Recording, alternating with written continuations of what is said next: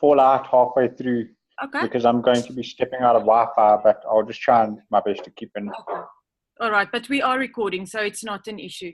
So I see a couple of guys have joined. Oh, so Venus and I've said hi to you, and Ashley and the Potgieters are here, and Sunay, welcome, and Ndu, welcome to you. Thank you. Mark as well. Thank you. So what we're going to do tonight is that I've put together, based on what I saw with the, from your answers in your first assignment that you did, I've seen that it seems as if, and I might be wrong, as if you're struggling to pinpoint your topic and your problem and so on. So I've put together then, based on that, a little PowerPoint presentation for the week.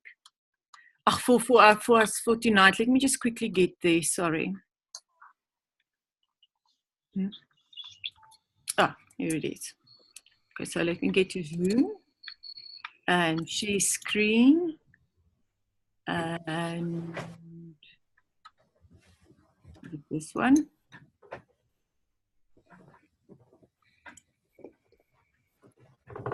Yes, it's this one.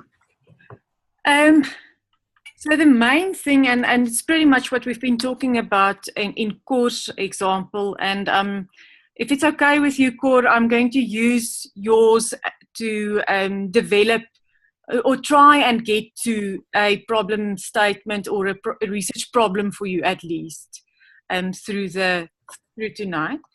So No, you would need ethics clearance for that, and I'm not giving you any ethics clearance. The ethics clearance is really not about this. The ethics clearance applies to the people involved in your study. But anyway, not a problem, but anyway. So if you have your topic, like Cor has this fuel idea that he has, or the product, fuel product, if we can call it that, and he doesn't know what he wants to do with it, to get to the research project. We'll get back to that.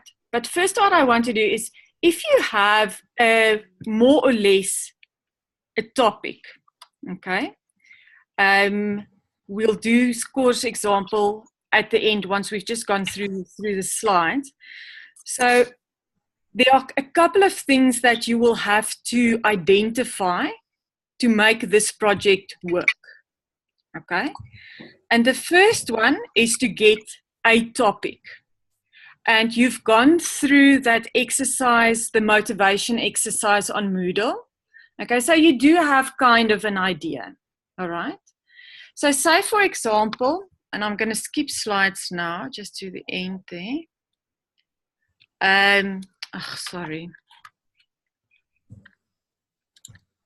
This is also one of my Gibbs students. She's still busy with it, so it's not refined or anything like that. She's gotten an ethics clearance now, so she still has to do the whole thing. But she was very interested in how the MBA students changes their behavior, their purchasing behavior pretty much, because they do it full-time. So most of them have left their jobs and now just full-time MBA students. And she wanted to look at the consumption, the purchasing consumption of MBA students during that process, which she's calling liminality. So that's sort of where they in between, they're studying, they don't have a job, but they are going to get a job again. So how do they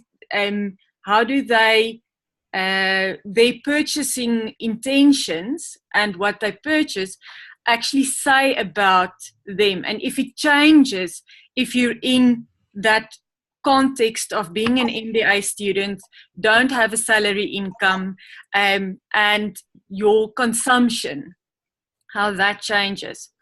So her topic then we got to was symbolic consumption, and the extended self during liminality of MBA students. Now it sounds, Cor, as if this cannot be applicable to your study, okay? And probably the rest of you guys as well.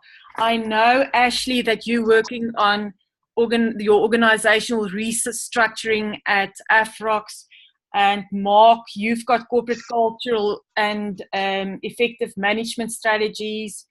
Do have the societal and environmental, or societal and economic and environmental impact of mining operations on the mining community.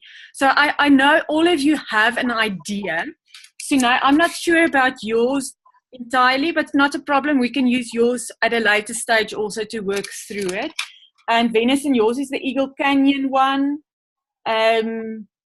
with the solar. So all of you have an idea, okay? So the topic doesn't have to be this explicit from the beginning.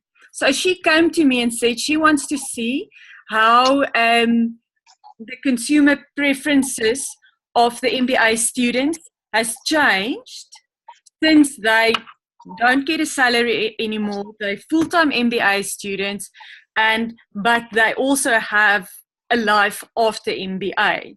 So she wanted to look at that. And then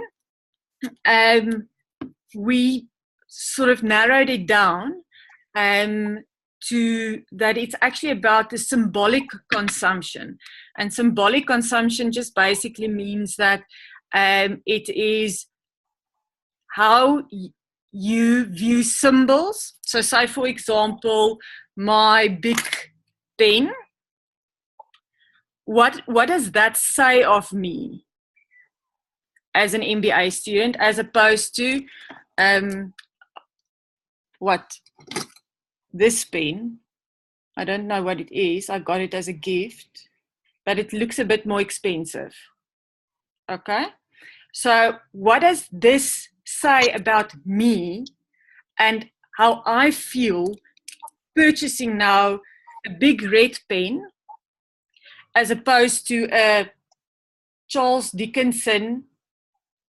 It's a corporate gift, but anyway, a Charles Dickinson pen. Okay, so how do I feel as an MBA student? Am I affected by the fact that I only have a red big pen now? Or, and what does it say about me?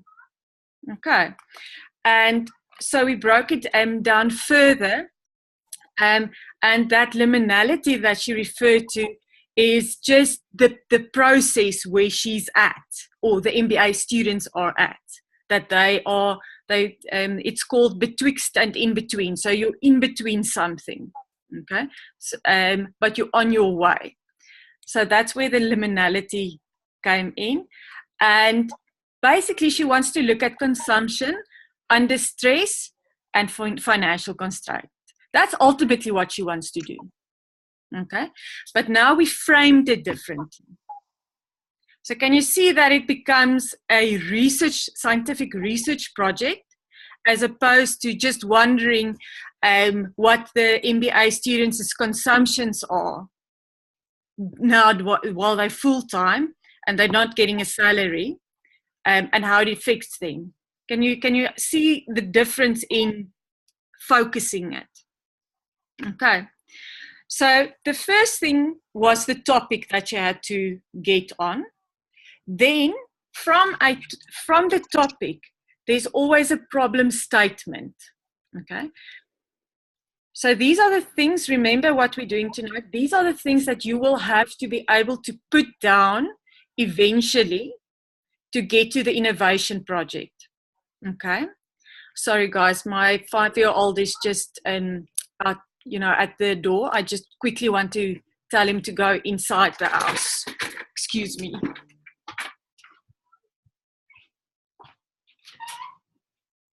Lucky, jy kan nie inkom nie, hoor my la.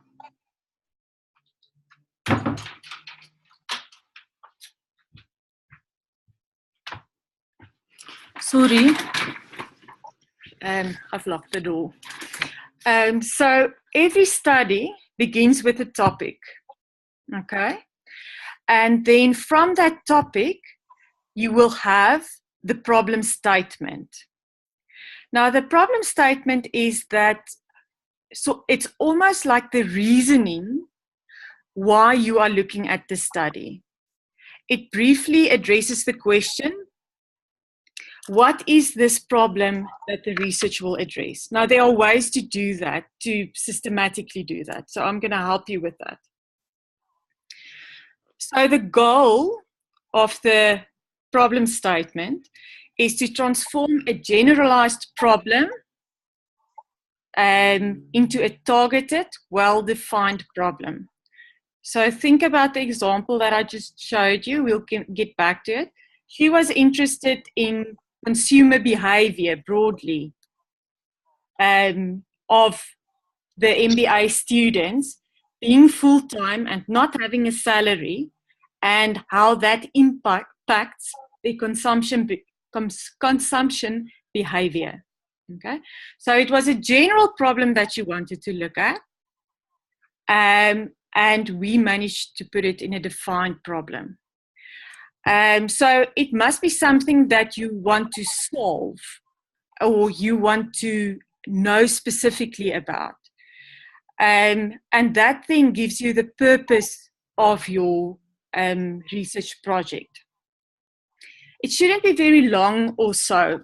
You should be able to do it eventually in a one-pager. Okay?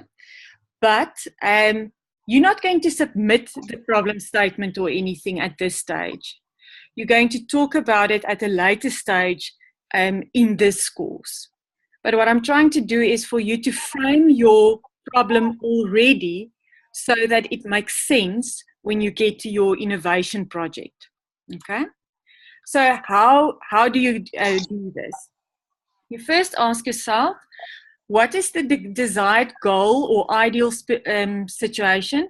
And you explain what the ideal would be. Okay, so this chick, or the MBA student at Gibbs, she was interested in and trying to figure out, people are still buying Mont Blancs or using Mont Blancs, and driving fancy cars and all of that, although they are full-time students. So how does it work? And what is the implication then for their consumer behavior?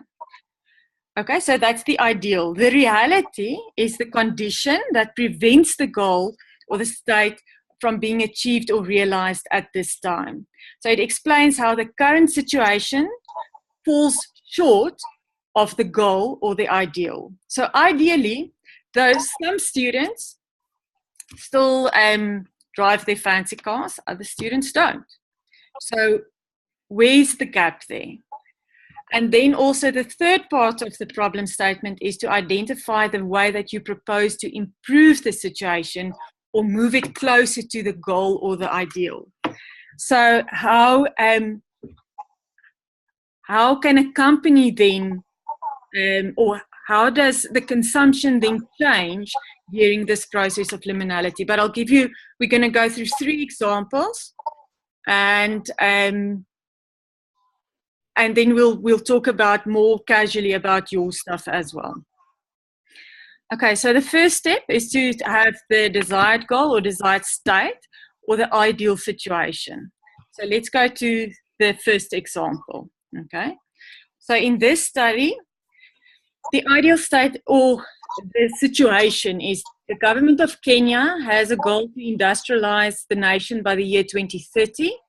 Okay, and it came from some quote, let's say. In this regard, it has encountered growth-oriented micro and small enterprises that should graduate into medium and large enterprises capable of contributing to this industrialization goal of the country. There are several session papers that contain specific measures to encourage and support MSEs. So can you see now what the main idea of the study is?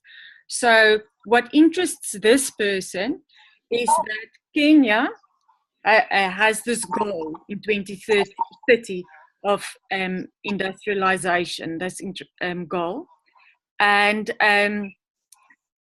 there are currently a lot of micro and small enterprises that should then be developed into proper operational enterprises by 2030 to reach this industrialization goal.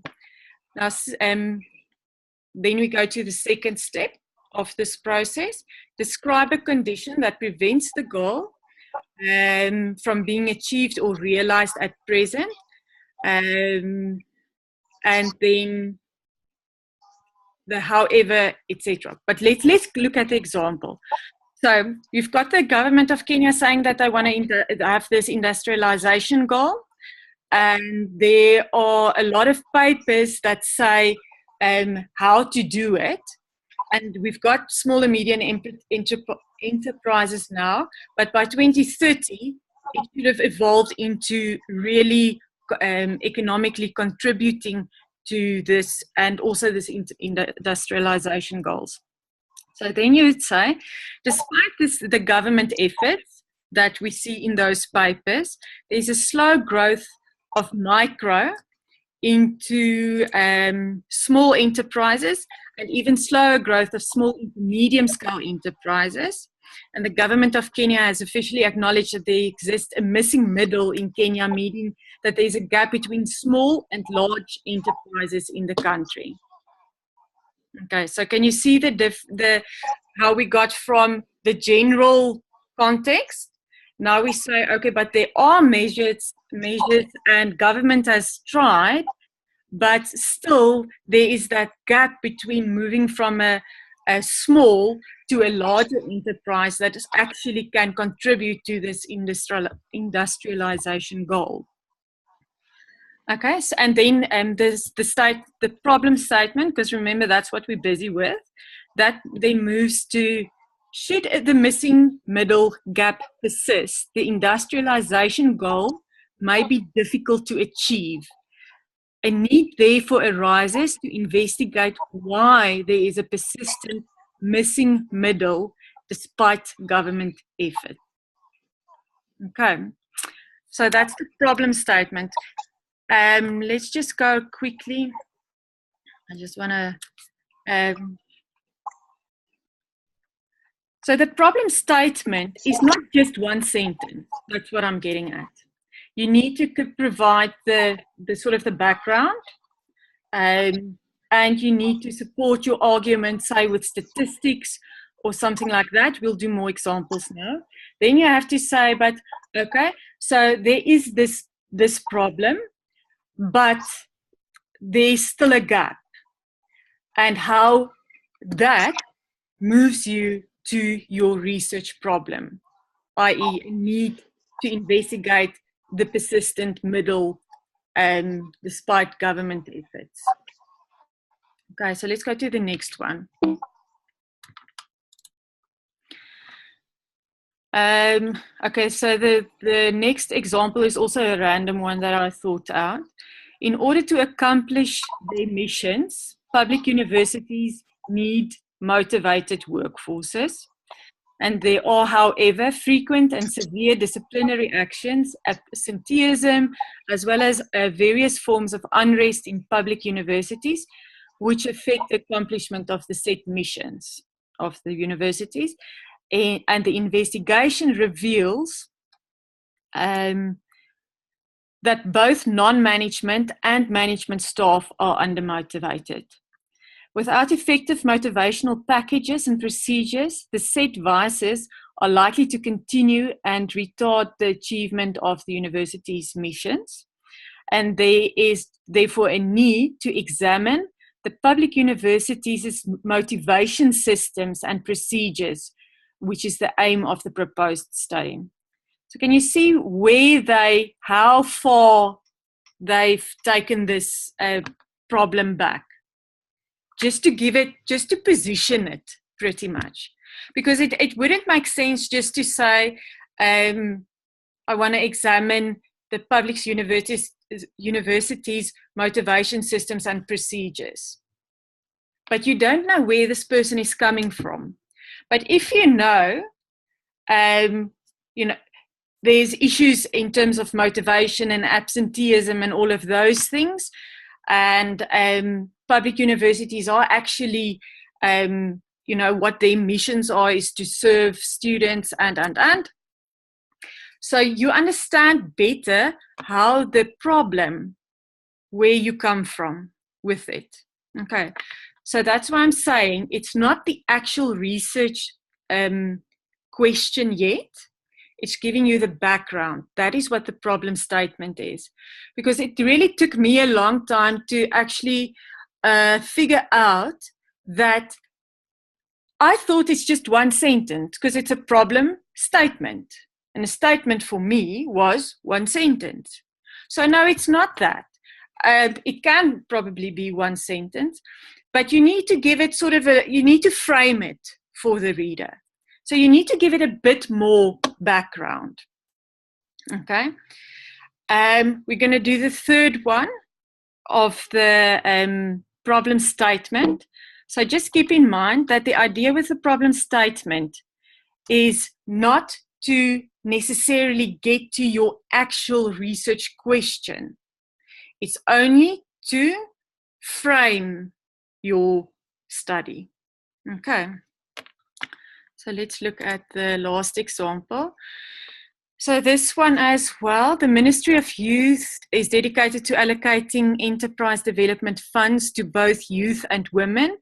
These funds are made available in order to start entrepreneurial ventures that create and expand employment. Okay, so say, for example, you found this in your readings in the newspaper. So one of the main focuses of the Ministry of Youth is consistency. However, unfortunately, consistency in allocating funds to the next generation of recipients requires prior knowledge of previous allocations and established practices. The current continuous disbursement method does not allow for adequate analysis of previous disbursements before a current disbursement is done. So you can see that that's the flaw in the system. Continuing with this current disbursement method prevents consistency, and it causes decisions to become grossly political, which in turn inhibits the achievement of the goals of the funds. Developing a more informed disbursement system could help you better implement the consistency focus of the ministry, and this, at the same time, help the ministry better monitor and evaluate its funds. The proposed research therefore aspires to explore options for a new funds disbursement system that would focus on consistency. To do this, the researcher will carry out a full stakeholder analysis and use it to propose appropriate policy interventions. Okay. Again, remember, the idea with a problem statement is not to give you the exact problem statement, one statement. It gives you the story, where you're coming from with your research. Okay. So, Venison, can we take yours maybe to talk about the problem statement, how one could... I'm going to help you, don't worry. I'll try in any way.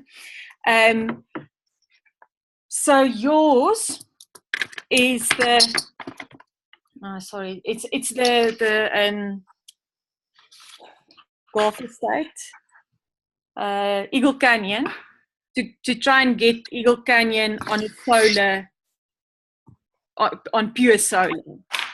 Correct. Okay. Yes. But where did it come from? If you think about what we did now here, and I'm going to help you, so don't feel pressured or anything. No, it's no problem. It's fine. If we go back, we would say that the first statement. Okay, we would say that the first statement would be to get Eagle Canyon onto solar, right? Yeah. Then we have to go into the reality. In the reality, there's a few issues that we have to be discussing. Number one was the interruption in power supply Yeah. in the sense that there was load shedding and power cuts. Mm. The next aspect is the long-term effect in terms of a cost analysis with the increasing costs with Eskom and the proposed tariff increases from a cost viability. So that's the next step in it going forward financially. Okay. The third step would have been the impact that the other reality is the impact that it has on people living in the estate, particularly those who require power for medical care, or people who are working from home, and there's the implication of them not being able to work from home. Then the last part of it is the part that I only thought about in the course of this week, as to where I want to go with the study. So it's not just a cost analysis in terms of the viability, but I would like to take the study further in providing a framework for other estates or share blocks or that sort of thing, to say, if you want to look at the viability of this, this is the framework. These are the factors you consider, almost like you punch it in and you're going to get a result regarding viability. Also, it'll be viability and the process, so they could see that, okay, the process would be, if you want to look at this, this is the model that you can follow these steps or these steps will help you in getting to an answer. Excellent. I didn't even have to help. Okay. Oh. Okay. So the only thing the last part I only thought about since our last lecture, to be honest. The last part I only thought about since our last lecture, because it started off very small in the sense of, is this project viable or not? Yes. And then I realized, but what is the research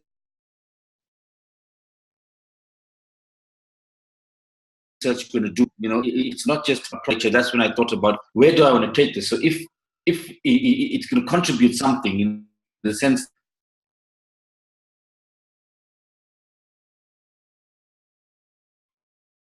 if you got for a smaller share block, you will say, in the sense of financially, I would give the Eskom tariffs and the proposed escalations, and then you can punch in the cost of footing of wind solar, and you can calculate there. And the second thing is going to be procedurally. So first thing, I just yesterday got homeowners' consent to go ahead with the study, which was holding me back. So I would say, first thing you do is get homeowners' consent, get shareholders' consent. I'm drafting an agreement with them, which I will put there and say, when you're drafting the agreement, these are the factors you consider. So that only came to me since our last lecture. Okay, cool. That you going forward, that's what I want to do. Okay, cool. You're on a good track now. Just from a scientific research perspective now, i.e. your innovation project, you will have to, because you say you want to focus on the cost analysis and then the procedures, right? To get this thing implemented. Okay. But what are you going to look at? Are you going to interview people? How are you going to get your answers? So that's the most difficult part about the study, because I did read up about the magic 396 number to get an accurate number of people for a survey. Okay. But you also want to do. But I to all 500. Sorry. You also want to. Yeah. So I rather optimistically. Yes, with every single household. Cool. Which is going to be quite the challenge, but. But the thing is still. So, sorry that I'm interrupting you. The thing is still, what are they going to answer? In this survey that you're going to get, because are you going to just present to them the 4 options of the cost analysis, or what are you going to do with it? Yeah, I think that's why, to the assignment question, I said that I am looking at a mixed approach, because there are certain things like the cost and the actual rands and cents that I do believe have to be quantitative. in the numbers to say, to start off with, yes, 40% are interested and 40% are not, and 20% are not interested. And then the qualitative part will come in as to, in two forms, how urgently we want it in terms of a staggered approach, or do we want it immediately? And it's going to also come in terms of people's personal opinions towards it, in the sense that some people will feel, no, it's a waste of money, or all those sort of things. So I went for the mixed approach because I haven't thought about the actual structuring of the questions just yet, but I do think it's going to be mixed because of the different types of questions that I have to try and get from the residents. Okay, so guys, just for the rest of the students, just listen to the way that I'm going to question Venison to try and get to focus his study better. Okay, so Venison, the key thing is, for a research project, you cannot have a yes or no answer. Yes.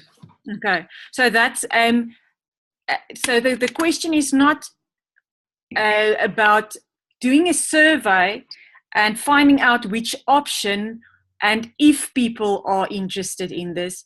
That's not scientific research, okay? Because that's a poll that you will be doing. But what you again, and I understand that you've got your mixed methods, but you've got two separate things here. It seems as if you are looking at the perception of the owners, the homeowners in Eagle Canyon, or their yes, propensity to get involved in a project which can cause the whole Eagle Canyon to go onto solar. Am I right? yes. Okay. So that is then, there are two parts then, and you're right, it is mixed method. But the key here is then you've got your problem. The ideal is not to have load shedding and to be able to have that the impact of not having electricity has on people living in the estate. So you're basically saying, okay, that's the background, but I'm still not hearing what exactly you want to research. Okay, so you've said you want to look at cost analysis, cost analysis models. Okay, that might be one thing. Then that would be more from almost a theoretical perspective of what I don't know finance at all. As I said to you last time, that's my husband's business, or his problem, his portfolio. But surely there must be costing models. There must be research about a project like this being implemented in a neighborhood or something like that.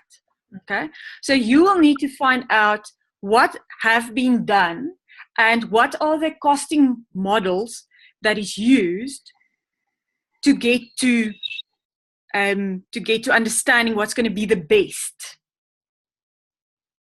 Okay, and in that, I think a big part which I didn't mention earlier is the fact that there are a number of stakeholders involved, and that's going to be the residents themselves, the homeowners, Eskom, and a big part of the research is going to be how we're going to define that relationship in terms of what they're going to be doing. So is the homeowners association going to fund it and sell the electricity to the residents? Are the residents going to individually fund it pro rata per house? What's going to happen with the extra electricity? Is Eskom going to take it back into the grid? So that's also a big part of the model, not just the actual financial costing model, but the model in terms of which of those structures is going to be the most suitable to try and make it work. Yeah. Okay. No, I'm just thinking and writing as we go along, but basically then I would say your question or your research problem is actually, like you said, it's more about putting a framework in place or getting a framework so that other estates can also get off the grid. That's the overall thing that you want to achieve.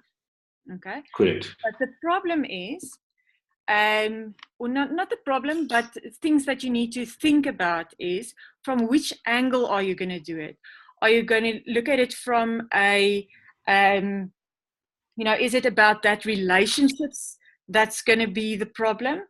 Is it going to be about who are the stakeholders going to be and how is each one of them going to be influenced? So what I'm trying to say is you'll have to think exactly, okay? So you want Eagle Canyon to get off the grid, okay? But what about that, okay? So the first thing might be to do a survey among residents about getting off the grid, okay? A second thing might be to get a survey of getting home owners' opinion of getting off the grid and their willingness to engage in this whole process. And I'm only talking about this study because remember what I said the other day in class. This innovation project is a grain of sand that you're going to add to the mountain. Okay. So you have this great idea, yes, but in terms of the innovation project, narrow it. Can I ask a question? Because this is confusing me, right? I do understand that that we have to do a bit of the preliminary work, but I was given to understand that you can only go ahead with the project if the project's going to be successful, which didn't make sense to me because I felt that it's an innovation project. I may go and do this whole thing, and I may come up, we will do all the research, interview everybody, and then they might find out to say, you know what, it's a shitty idea, we're not going ahead with it. But as far as I'm concerned, that was the project. It was doing all the work. But I was given to understand, and maybe incorrectly, and that's what I want clarity on, does it have to be a successful project or in the long run or something that everybody's going to go ahead with? Listen, in my opinion, innovation is all about making mistakes and learning from your mistakes. So you cannot guarantee it. That's why you're doing the research to look at the best possible. That's what I don't know. What are the rest of you guys? How do you perceive, or am I totally on my own planet here? No, you're correct. It's all about trial and error. You have to test things. It's about testing and trying things out. If it doesn't work out, yes. How would you know if it doesn't work out? So that's why it's called science. Yeah. Okay. So scientific method, science. Yeah. So Venison, you've got a great idea, but for your innovation project, I would say just look at maybe, and I'm going to swing it now to a marketing which I'm comfortable with, is to look at, and I know it's totally not part of what you want to do, but let's just listen me out, is to look at what kind of messages will be needed to send to residents and homeowners to adopt getting off the grid. Okay, so from a consumer behavior point of view, it would then be the diffusion of innovation. So diffusion of innovation is really about how long it takes for you to get on board with something new. Okay, so basically I would propose then to look at the diffusion of innovation process of getting off the grid in a residential estate. But only look When you talk about getting of the division of innovation process, is this the one chart that I saw that says 10% do it first, and then you get another laggard. so many percent? Yeah. Yes. Okay. So I know that's not what you want to do, but I'm just trying to give you a glimpse of the scope of the study. Don't overcomplicate it. Okay. Because you've got a great idea there, and maybe you can sell this framework one day, but for the innovation project, what exactly, just choose one part of this whole thing to do. Okay. So if you want to do the long-term effect, you can say the purpose of the study is to determine the long-term effect of a residential estate getting off the grid, off the main supplier grid. Okay, so long-term effect then might include financial. Okay, it might be that it's more environmentally friendly, that there's going to be educational value in it because children are going to see all the solar panels and they will want to understand this. It will build awareness, what. Okay. So what I'm saying is, if you want to frame your question, you need to make it a lot smaller. Okay. Make it doable. And I think that is what's daunting for all of you. Okay. So my suggestion after this whole discussion, maybe just describe the long-term effects of a residential estate going totally on solar. Okay, obviously you need to word it nicely, but that's the crux of the thing. Okay, and then long-term effect, when you talk about long-term effect, what would those effects be? And you can even take it one step further, is to say, okay, you can do it a perception study of the residents or the homeowners. Or you can ask you can literally go into the solar power thing and study different models of solar powers and look at all the benefits, etc., etc. Because ultimately that innovation project that you're changing will help you to ultimately sell it to whoever you need to do it for. Can I quickly jump in? Yes, Cor. I think part of this thing that's confusing is to have a target, to know what the problem is. And I maybe just want to ask Venison, I think it's a common sense idea. In 10 years from now, this will be the way we live. What's preventing it from happening immediately?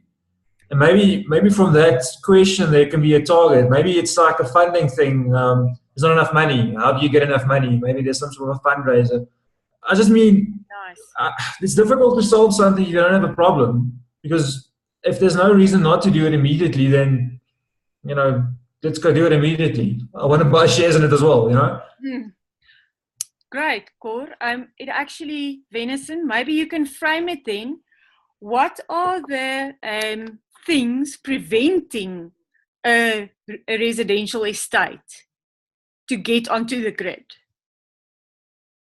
You can do it from that perspective as well. Because that can be a part of. And that's good enough for your research. Because then you can come up with a framework of, factors to consider for residential estates when they set up a solar panel thing. Was that helpful for you guys? Venison, I know we've used yours now. Ashley, yes, sorry. Sorry, Ilse, it was helpful, It's just that sometimes if you do some research and you look, they use this huge, large words, and you've also just said you need to frame it with nice words. Where do you get the nice words from? To be quite honest, what I do is I put it in Word and use thesaurus. Really. Okay. Because, for example, that word that you just used, what Liminality. luminality. Yeah. I mean, that's the first time in my life that I heard that word. Yeah, no, And it's nice, but it sounds nice. yeah, it sounds very nice. Okay, so we've looked at that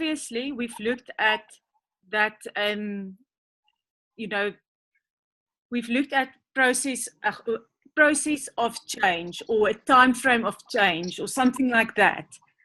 And I've just Googled a time of change synonyms in Google. Okay. And that came up. But then I had to really go and figure out, or the student had to, okay? She had to go and figure out what this word actually means, that it's appropriate. Okay? And the symbolic consumption actually came from a theory that came up in research that has been done in consumer behavior. So that's where she got to the symbolic consumption idea. Okay, and the same one for that guy. Okay, I'm not going to go through these. I would rather let's go back to. Oh, let's go out of my slides. What I would like you to do is to say, for example, to know what are you interested in. Okay. It has also evolved quite a few times, but it's about basically okay, women has been struggling to get or to break through the from managerial level to executive level, and obviously now with the new BBBE codes, they were basically forced to appoint more Black women in executive leadership roles.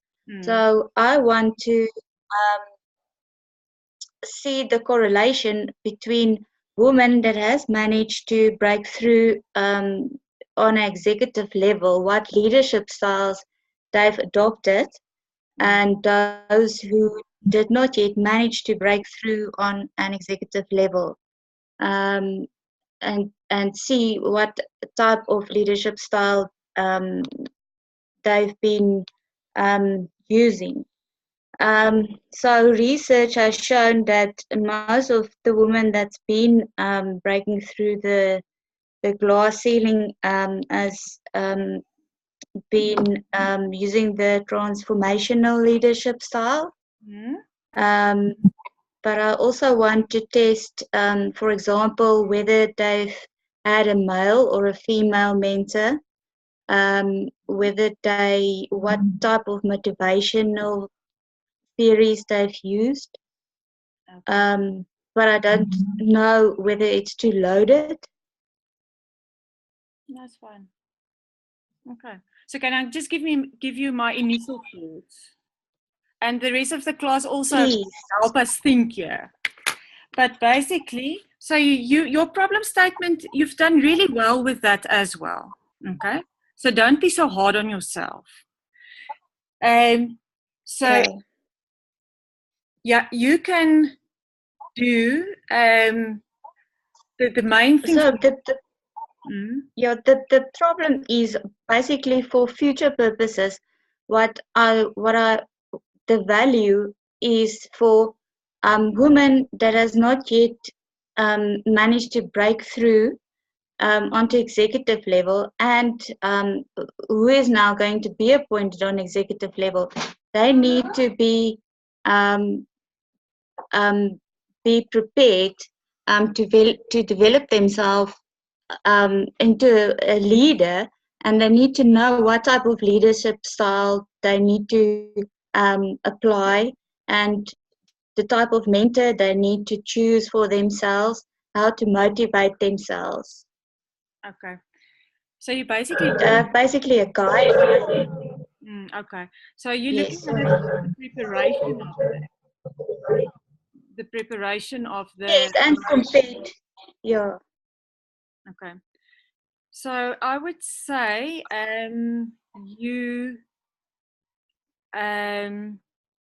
you need to, okay, so it's women that has broken through the glass ceiling. Okay, so first, one of the things is to explore the leadership styles of women who have broken through the glass ceiling. Okay, that's your overall. Nee? Because from that, then you'll be able to draw up a framework or a guideline for them to prepare themselves for people that has not yet broken through the glass ceiling. Yeah. So then you can go and say, you will obviously have to then look at the different leadership styles. And in your questionnaire, you will ask questions about each of the styles to see which of the styles is the most prevalent. Okay. And then from that, you will be able then to draw up your framework. And that's fantastic for an MBA study. Okay. So can you hear what I'm saying now? Is your problem is you want to determine, explore, explain, whatever, decide on what you want to use to women's leadership styles that has broken through the glass ceiling in order to provide a framework for aspiring women. Okay, so how are you going to do that? Okay, you'll have to, because I'm just using like normal language now, you'll have to put it in a little bit more fancy words and so on. But what you will do then is you need to decide, you will have to identify what would be a woman that has broken through the glass ceiling. What would that typical person be like? Because who are you going to ask? Are you going to ask, say CEOs? What is that glass ceiling once they've broken? What gives them that badge to say that they've broken through the glass ceiling? Okay, so that you can get a sample together to do the survey on. Okay. So say, for example, it is women, if you want to put an age bracket again, around that, I don't know, that's in an executive position. So what does an executive position mean for this study? Is it someone that's on a senior management level? Is it only on executive level? So what boxes does such a person have ticked to get them to that position? Okay, but then you can once you've identified that, you can then do a survey, because I know you like quantitative. Then you can do a quantitative survey of the leadership styles of these people to identify which are the most common. Or so say, for example, those people are emotionally intelligent and they, have studied or whatever, and use all of that then to write the framework for aspiring women that wants to break through the glass ceiling. Okay, so there you have yours. Okay. Thank you. 100% like that, but it's the rest of you guys, it's just a way to start thinking about it. So Cor, I promised we're going to do that. I know we've got 2 minutes, but let's talk about yours. So you've got your fuel, let's call it your fancy fuel. Okay. Marketing is your forte, I see. So, but what do you want? We were talking about it earlier. So, do you want to know how to position the product? Is it about market positioning? Or is it about, the rest of the guys? Well, I think the reason I added in with Vanessa earlier is I kind of see myself in the same space. So there's an idea that, you know, should work. What's holding you back from doing it? And for me, I suppose I could just start, you know, cooking up stuff in my backyard and going to the nearest street corner and see, you know, who will buy it. But I'm guessing there's a better way. I'm not exactly sure how to frame this thing, you know, how to actually take it to market. To tell you guys a quick little story, today I was in a meeting with one of the senior executives, and they're looking at acquiring a company that has some technological widget that improves wastewater quality. And the details are not important, but the point is, so the guy is talking about, you know, the scientist that he wants to buy his company, and this poor scientist can't sell, you know, anything, and they just leave it up to the executive and he will sort it out. I hate that. I kind of feel like I just wish the scientist could just speak to someone. So, yeah, like, how do you get from being the scientist in a corner to, you know, being the executive selling something? And how more precisely, is this the right forum then to fix that?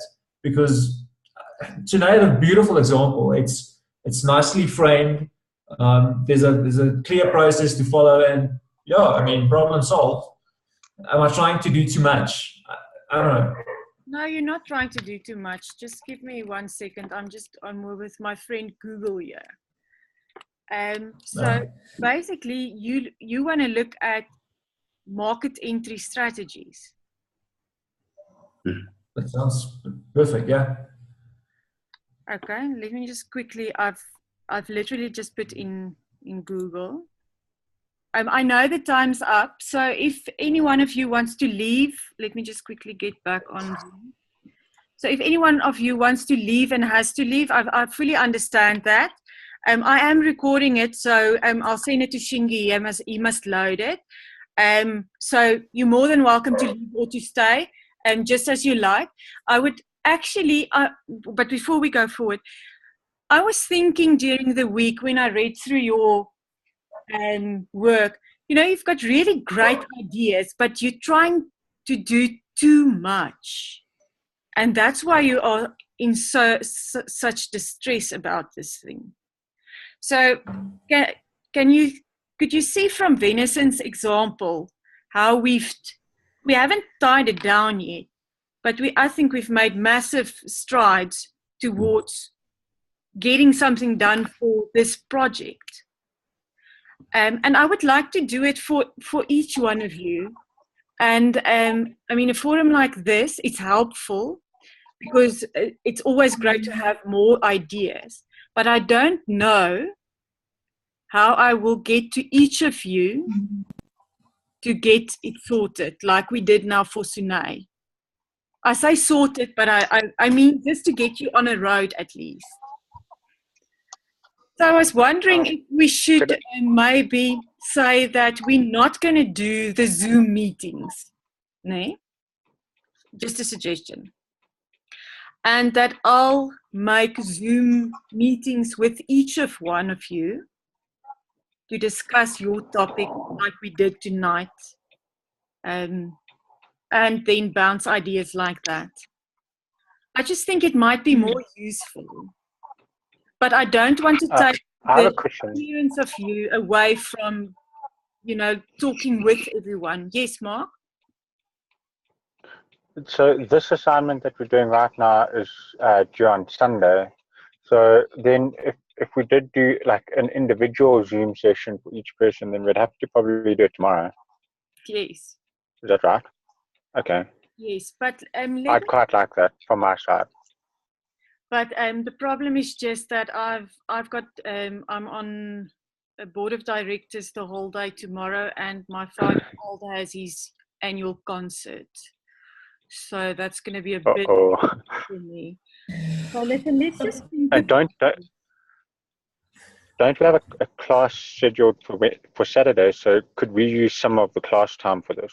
let's do that. Excellent idea. Would that be okay Yes. with all of you? Yeah. Because I think Absolutely. everyone has an idea, né? Then you can take it further. And we can talk about the deadlines then on Saturday for the project. Because my main aim would be for all of you, once we've done this unit, is to know what you want to do. What choices do you have to make? In other words, is it quantitative, qualitative, mixed method? And what instrument are you going to use? Almost like that list that I wrote down on that whiteboard in class that day of the different things that need to be considered. But then I won't be able to do, for example, the lecture that I prepared. And the lecture is about quantitative, qualitative, and mixed methods. And we were supposed to do some exercises just to give you an idea of that. Okay? Because that's the learning outcomes of the unit. Remember that. Okay, we need to do the learning outcomes of the unit. But I want to have a shortcut to do the learning outcomes and already give you a solid idea so that you can do your innovation project. What I'm saying is that you will have to do a bit of self-study in terms of the different methods. There. Would that be okay with Fair you, enough. Mark? Yes. Yeah, absolutely. And then we're not going to, then you can do the study work yourself. But then it's like you said in the beginning, Mark, it's really sitting on your bum and working through the textbook. Okay? Because that's the information that you need. But you can easily go through what's available. But if you don't know what your topic is, it's really difficult to position yourself. Okay. Yeah, But then on Saturday, we can just talk about it. Cor, we can park yours for Saturday then. No, I want it now. Okay. The millennial in you is coming out quite strongly with your instant gratification demand. But, I think we're still the youngest in the group, so we're self-entitled. I don't know where this is coming from. This isn't him. Just so eager to research. Absolutely, I'm sure. But anyway, because then I would rather, I'll speak to Corneille tomorrow to see, because I've already committed in the unit guide to those assessments that I've already given you. Okay? But it is, and that's the beauty of innovation, Venison. We're innovating. And I'm seeing that all these wonderful things that I want to learn to you and teach you about the specifics and all of that, that's actually not that relevant now if you don't know what you're doing. Okay? So we're innovating on this one. So I'll speak to Corneille tomorrow about it to see how we can adjust the assessment model. But then I just don't want any comebacks to say that, but that was in the unit guide and now it has changed. But we can sort it out on Saturday. Okay. So I hope your hearts are a little bit lighter after tonight. And I'll see you then on Saturday. Great, thank you. Okay. Thanks. Okay. Thank you so much. Thanks, Mark. Bye-bye. Dr. Ilse? Yes, Sunay? I just want to know, in the theoretical framework, what must we have? Our topic? Yeah, we can then talk about problem statement. So it will be Saturday. Yeah, it will be the topic and your problem statement, and then your actual research question. We didn't get to that tonight, and that's it. Okay, so your theoretical framework would then look at different leadership styles.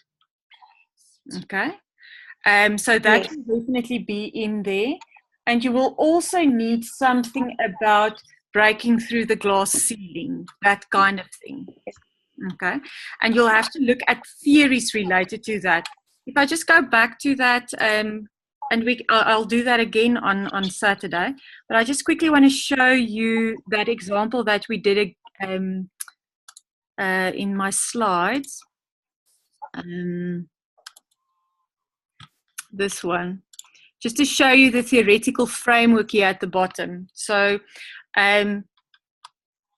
you know what we talked about, this period of liminality of the MBA students, blah, blah, blah, blah, and the research questions to look at the consumer preferences, symbolic consumption preferences, and the financial resources.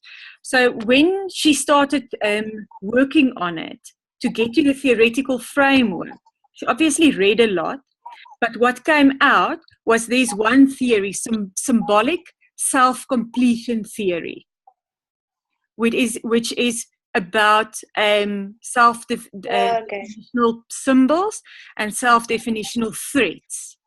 Okay, so those are concepts that she's identified. And then another part, that's one part of the question of her study. But the other part is the liminality and consumption in transitional periods. So that looks at things of re-evaluation of life, re-examination of symbols, transformation to the new identity. And all of that we got from journal papers, which also studied consumption in transitional periods. But the other thing that she also wants to look at is the coping strategies of consumption under stress and financial constraint. So can you see the three parts of the theories that she, and the theoretical framework? So her theoretical framework, and having a theoretical framework doesn't mean that you have to have a theory as such, you know, for all parts of the study. So there's one solid theory, which is the symbolic self-completion theory, which talks about symbolic consumption. But the other parts are merely concepts that needs to be looked at. Those concepts you get in the stuff that you read. Does it make it a bit more clear? So, yes. And for you will then have to, because I'm not a leadership specialist, but you'll have to look at different leadership styles, and maybe there must be research about if there's a specific leadership style attached to glass ceiling breakers. I'm sure there must be something like that. And then look what they have done. Because what we will also do on Saturday is to, we're going to have a library session where we're going to sit with Linda from the library so that she can show you how to search for leadership styles of women that has broken glass ceilings, for argument's sake. Okay. So Saturday is really super important thing for us taking the unit forward. All right. Thank you so much. I really appreciate it. You're welcome. Okay. I love, this is like my adrenaline rush. I love it. Okay. Ilse, maybe what we maybe can consider is there's about, I think, 12 of us that started right from the first module. Yeah. So we had quite an extensive induction session, and Linda did actually meet with us on the first session. And she did explain how to search and how the library works and things like that. So maybe if you want to get through your entire lecture, you can still do that.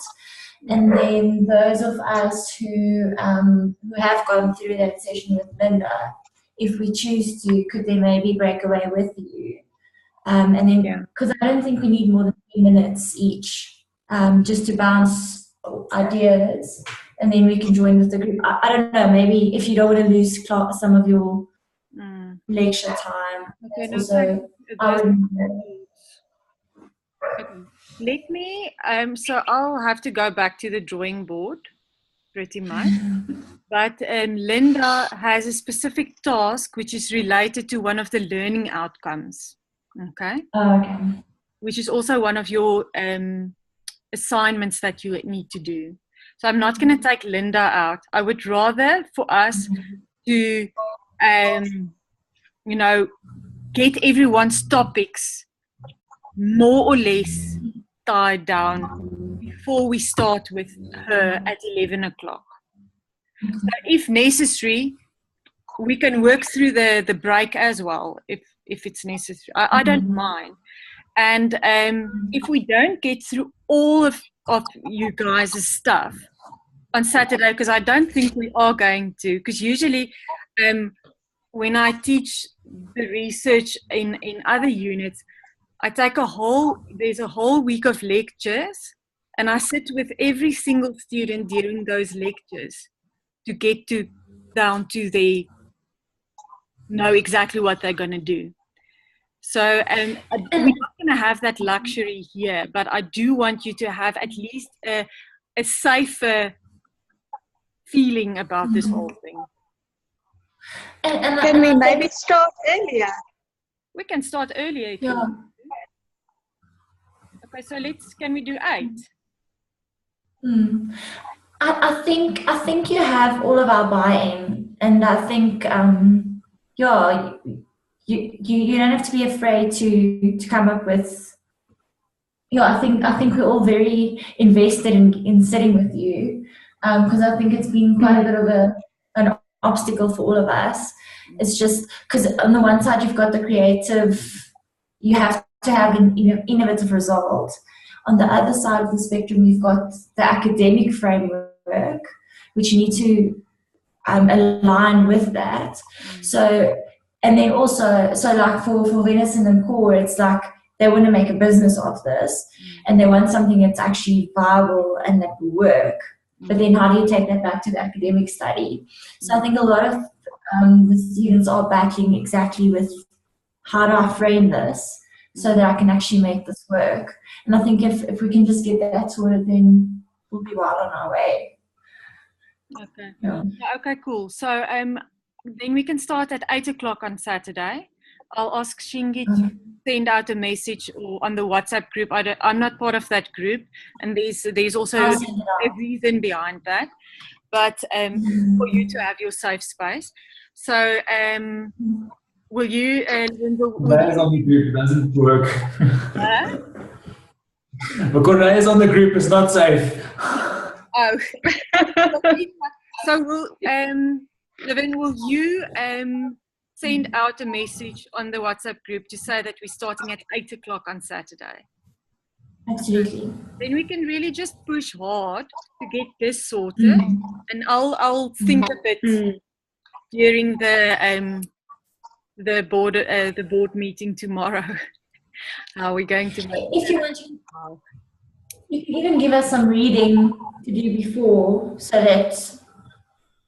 Yeah, I think the most important thing is just for you to have at least something to bring.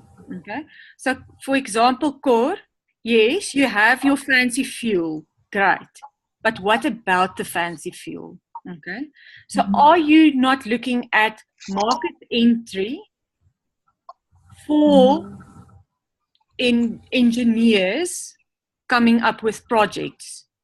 And I don't know. Like I say, I'm not. It's not my field or anything, but surely there must be market entry strategies for entrepreneurs. Yes, there is. I'm on Google, my friend Google again now. So, and I don't actually think he'll be opposed to a marketing angle to his study. No, I'm going to do an MBA exactly for this purpose. So I want to get out of my paradigm. Just don't know how to yet. Okay, because I'm just looking at the hits that I got. Here's something on market entry strategies of successful entrepreneurs. the effects of risk propensity and risk perception. Okay, so that's a bit different, but I mean, if it's about market entry strategies for engineering entrepreneurs or something like that. But then we can sit there on Saturday and I'll show you how to Google. My husband believes I'm the Google queen. So there are ways to search for things, and that's the key. Okay. So for your homework is to think about, or just go and look at, because your whole problem is that you want to get the fancy fuel into the market. So I'm not saying it is that you're going to focus on market entry strategies, but which aspect is preventing you to take your idea further? Okay. So I know I didn't get to all of your topics. I know I didn't get to yours as well, but we'll do that on Saturday. But use the thinking that we've used tonight. Try and be brave. That's the main thing. Be brave. It's just me at this stage. Okay? You cannot fail this unit. The only reason how you're going to fail is if you don't do anything.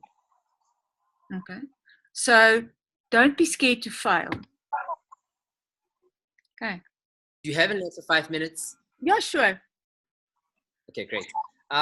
So I think my view is that I joined the course quite not quite late, a week late. But I feel that you have a bit of a background on what everyone else is doing, so you're able to interact with their topics pretty well. So I just needed you to have say. So I run my company. We work mostly with mining companies. We help them assess the impact that they have on their host communities. We've used an app. We basically interact with probably about 300,000 households, 1,000 households a day. Just getting what's their feel for their perception of what the mine has, the impact around their towns. So I think my topic was sort of, I feel like after this Zoom session, I feel like it's actually quite broad. I won't have access to all the data that would need to accommodate that entire topic. So I think I might have shot myself in the foot, but at least there's still a chance to change, work on it, and maybe make it a bit narrower. So I just wanted to know, but I suppose we can still use the Saturday morning session as well to get thinking around. But there's the problem statement is what I want us to have a chat about. The 3 areas. Hello. Yes. Now I'm thinking, and I'm reading as well, because the 3 areas that I have is economic, social, like societal, social, and environmental. That's the ones that you see in your project. Those are the 3, But I'm thinking now, should it not be better if just I focus on socio-economic issues as one topic as opposed to opening up to 3 different topics? No, absolutely. That's already a great. When I read, because I just made notes as I read through it, but immediately I thought, for this project, yes, we can look at all 3, but the so what, so what if you have, so definitely only one of them. But also what I was thinking is it from the mine's perspective, the mine itself, the mine company, or is it the mining, say for example Anglo, is it Anglo's how they view the societal impact or the socio-economic impact of the company on the communities, or are you actually going to ask the community's view on the social so the idea was to actually focus more on the community's side, but to get access to that data also requires a lot of But I mean, you have a size sample to get at least data that's a bit representative of what you want to do. The Anglo side is a bit easier when you do from the company's perspective as opposed to the community. That's my view. Yeah. The reason why I'm asking is just don't be over reliant on the data that has been collected, because that has a different purpose. So you won't be able to use that data as such. You need to get a new angle, because they've already asked or you need to figure out what exactly was the purpose of that study, okay? And what do I want to do? Maybe you can use the data. As long as it correlates. Yes, but it won't correlate, because if you do exactly the same that what they have done, there's no use in doing the research. Okay. Yeah. So it must be something new. Okay. But I'll also think about that during the board meeting tomorrow. Yeah, please do. I'll also come through early at 8, maybe 7:30. Yeah, I'll do my best. Anyway, I'll definitely see you guys on Saturday then. Okay. You've got a very young child. We're going to leave you so you can get to it. Thank you. Bye, guys. Bye. Bye-bye. Thank you. Okay, cool. Thank you. Thank you so much. Thank you. Bye-bye. Bye.